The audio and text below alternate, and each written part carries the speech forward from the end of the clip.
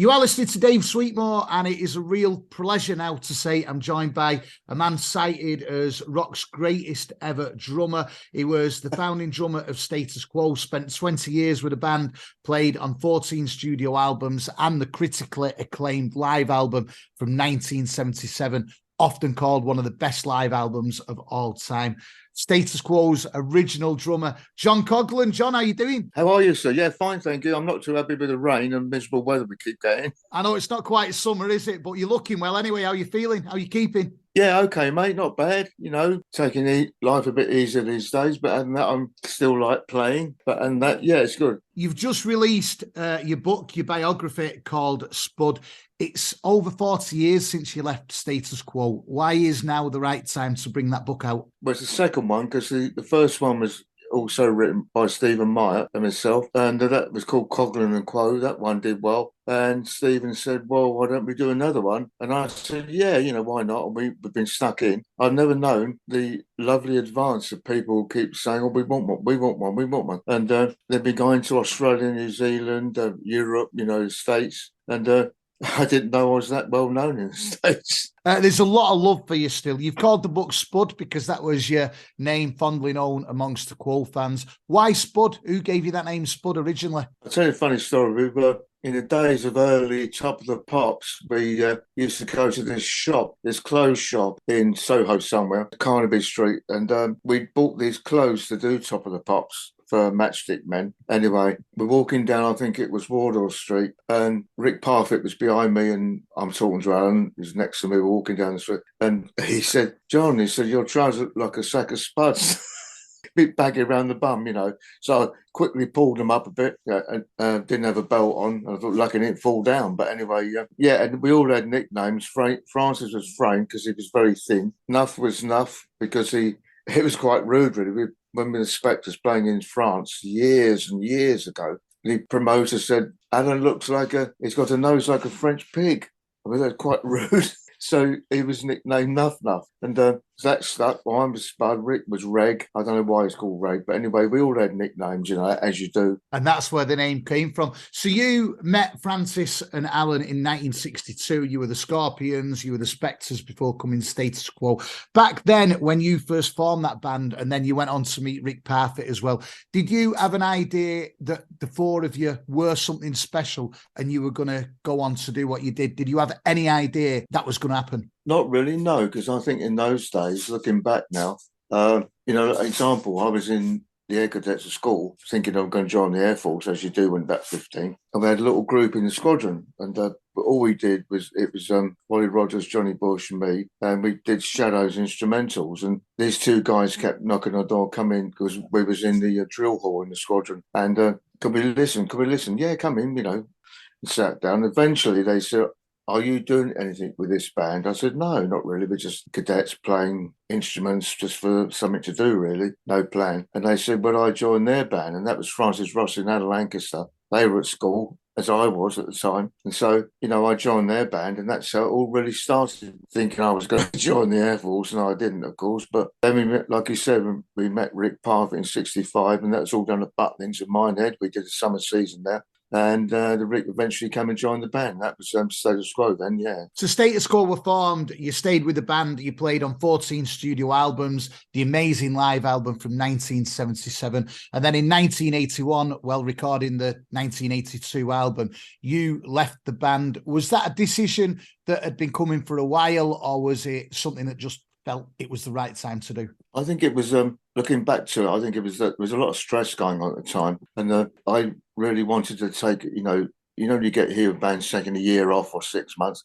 I think we never took enough time off. And I think we just fell out. I wasn't getting the right sound in the studio. And it was just one of those things. And next thing, I was on the plane the next day and went back to the Isle of Man where I was living at the time. And it's a shame because you lose a rhythm section like the Alan left and things like that. And it's different, but I suppose these things do happen. It's a shame, but there you are.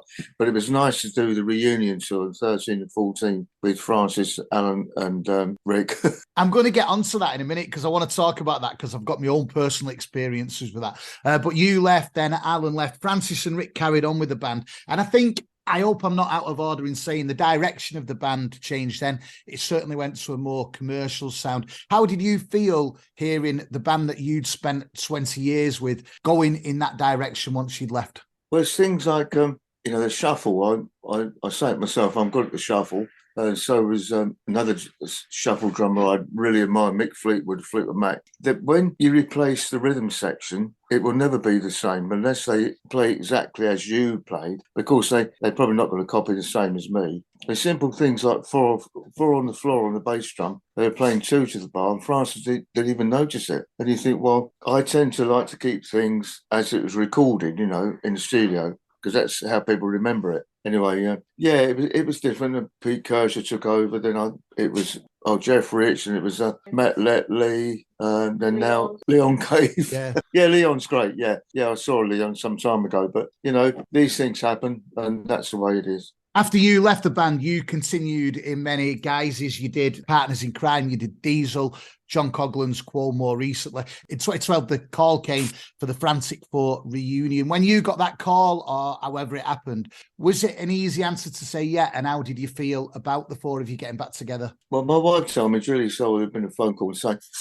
Francis wants to get back with the band, and I thought at first it was a bit of a wind up, and I thought, well, we'll see, and got another call. Yeah, okay. There was Julie just said it was Ellen G. Parker and the movie that did that, and it was great to see the lads again. But it was such a long time, and I remember rehearsing in Shepperton Studios, which, being honest, wouldn't have been my choice. But the only problem with that, it's what they call a sound studio for making movies. And the drum sounding there was horrible. It was all dead, like playing a drum kit with practice pads on the head. It was just dead. It was horrible. But we put up with it for 2 weeks and got on with it. And I used my Ludwig, and Premier Drums came along. They gave me the Premier kit, and it was great. And we went through quite a few songs. You could tell there was a lack of remembering how a lot of the songs went. I remember stopping Francis one and saying, like, no, there's another verse in April, Spring, Summer, and Wednesdays.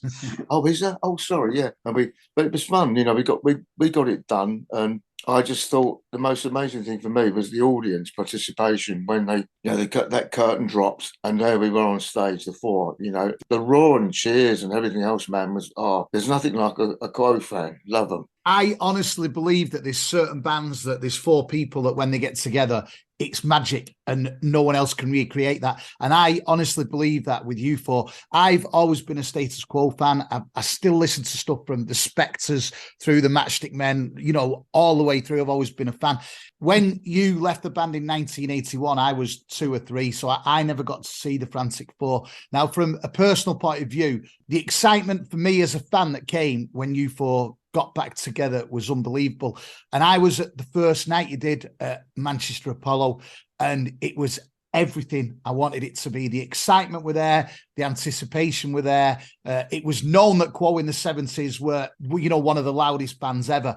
Even that was there. It was so loud. And when people ask what my favourite gig of all time was, I'll always say the Quo reunion, Frantic Four, Manchester Apollo, because it was something that I never thought had happened, and it was everything that I wanted it to be. How do you feel it all went? I think it was, we all thought it went down extremely well. It was slightly different from the early days, of course, but the thing that me and Alan hadn't done before was travelling and sleeping on the tour buses, which I thought was great. It's the way to go. They're awesome, those buses. And I tell you, man, it's the way to go. It's fabulous. And accommodation was great. I remember going up the Autobahn in Germany. I think we were travelling overnight to Oberhausen or somewhere like to the next gig. And I'm upstairs in my room, but I'll never forget, it was a massive windscreen and the driver's down below and I'm sitting above the drivers and that. And we're going up the Autobahn and I'm sitting there with a glass of white wine. And I thought, this is not a bad life, really. I got my feet up on the window panel, and a bus went round the corner and I fell out of where I was laying and fell straight into the bed and went to sleep. Did you hope it'd last longer than it did? You did the first tour, initial tour, then you did a bit of another tour. Or was it always going to be just a couple of year project? I think it would have been great. I know Rick Parfitt said to us at the end, he said, I'd love to carry on, Francis, with doing this. This is great. It's real rock, whatever you wanted to call it at the time. And Francis said, no, he wanted to not do that anymore. He wanted to carry on what he was doing. But Rick wasn't very happy about that. And anyway, the story is, Francis, and not me and Alan, but he said it to Rick. He said, why don't you three or whatever go out, obviously with another guitarist, as Status Quo PLC. PLC? Yeah, of course, Parfit, Lancaster and Coghlan. And unfortunately, it never took part. It didn't happen, unfortunately. But, I'm not sure if it would have worked. I don't know. You don't know, do you? But it would have been nice playing with Rick and Alan again because they didn't get too well after that. But it was a shame. But I think it would have been great. I think we would have loved to carry on doing it because it worked, and we had a great road crew. And the great thing about the tour buses, and we had caterers on the road as well. At every gig we went to, we had breakfast, lunch, and dinner. Then the girls would say, "What do you want on the bus overnight, John?" And we'd put an order in. And while we were playing on stage, the girls in doing the catering would put some food on the bus in the fridge with a bottle of wine, of course. And someone had to drink the wine. I remember, especially in Germany, we got up the Autobahn, the buses have to stop to get some diesel. There were 4 buses. There was Rick and Francis on their bus with their crew. There was me and Alan, and Bob Young, and Gillian Dale, Alan's wife, on our bus. And the other 2 buses were road crew and catering and else. Anyway, so Rick Parfit would get off his bus and come on our bus with ukulele and a glass of wine. We'd open some more wine. We'd put some food in the microwave and we'd be singing silly songs. And I said, "I'd love to see you, Rick. Where's Francis?" He said, "He's bloody gone to bed, miserable sod."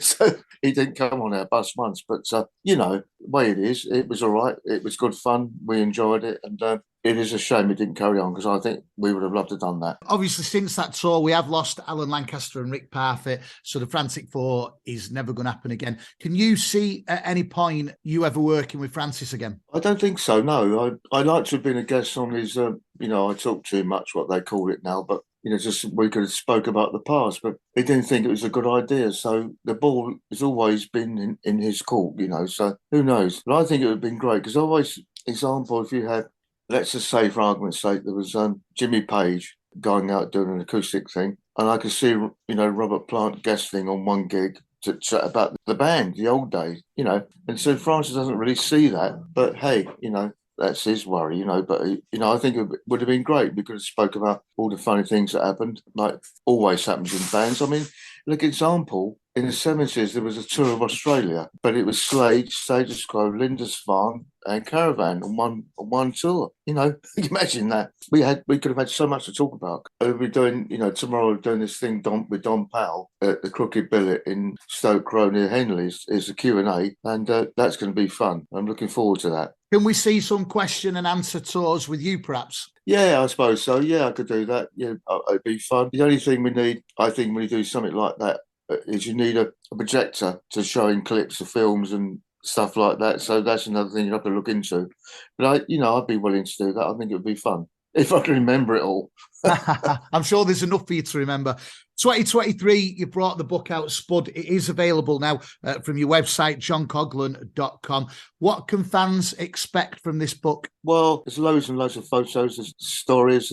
When we all started, it's just the history, really, of them. All the things that more or less happened in our touring days, so history as well. Of the 60s history in rock music. So my wife tells me. Well, we're really, really looking forward to it. That book is available now from johncoghlan.com. And I've got to ask, John, you've been doing John Coghlan's Quo, you're doing the jazz stuff now. What does the future hold for John Coghlan? Well, I think it is at the moment. I'll tell you how the John Coghlan's Quo Reimagined started. Was Gilly and me would go down to Warwick Hall in Burford once a month to see the jazz, which is a lovely little concert hall, little gig by the big church in Burford. And, it's great. And I got talking to Paul Jeffries, the double bass player, and saying I'd love to sit in one day, which, is a bit awkward, really, if you don't know the band and they might not know what I want to do. But anyway, Paul said, why don't we do something together? He got Alex Still and Ben Holder together, violin, keyboards, me on brushes and drums, and we do quite a few Quo songs in a jazz feel. In fact, I was a bit concerned at the time because we obviously rehearsed it, and I thought, I wonder how this is going to go down. I was a bit concerned, thinking it might not, go down too well. Anyway, Warwick Hall, it was advertised and it sold out. And there was loads of people. There was quite a few Quo fans. There's also old jazzers there, and they actually loved it. And when we finished the last number, everyone stood up, was cheering more. We want more. It was a great success, and we've done that a few times. And my next gig is the Royal Leamington Spa, and that's sold out as well. So I'm looking forward to that. It should be good. But what it is also quite a few jazz things in it, but also there is Quo stuff in it as well. And also, you know, we haven't changed the arrangements that much. If you hear Caroline or Paper Plane, you'll know it's Paper Plane. You know, I haven't changed it that much, but it's working very well and I enjoy it. And I just think, well, at least I'm still playing. I enjoy playing. I don't want to really give that up. But you do what you do. And I just think it's a lovely buzz and people take time out to come and see us play. Like I said about the Quo fans, and the fans have been absolutely wonderful. There's nothing good like a good Quo fan. You know what? It's so good to see you still at it. John, your book's available now, johncoghlan.com. Spud, it is available. Make sure you get a copy. It's been a real pleasure and honour talking to you today as a fan of yours and a fan of the band. I wish you all the best with whatever comes next. Thank you for joining me, John Coghlan. Thank you. Look after yourself.